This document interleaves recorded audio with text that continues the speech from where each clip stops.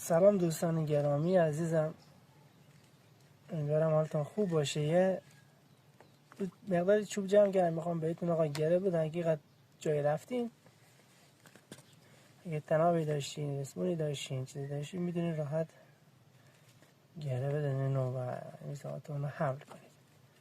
ببینید این یه سر طرف خودتون باشه، اینو به داخل خم میکنین. خب ببین اینو به داخل خم میکنین، این حالتی باشه. بعد اینو اینجوری یه حالتی در میاری. حالا نمیدونم شما داره میبینید، درست میبینید یا نه. به داخل خمش میکنی یا اینجوری، یا به داخل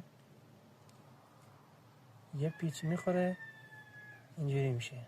نگاه کنی اینجوری شد. یا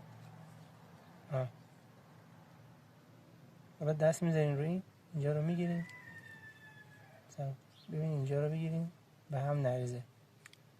حالا این سر نخو که این سرخنه به این ورد میکنیم، این یکی هم که این وره به این ورد میکنیم. حالا همینه که این سرتر رو که بکشین این گره میاد، محکم میشه. ببین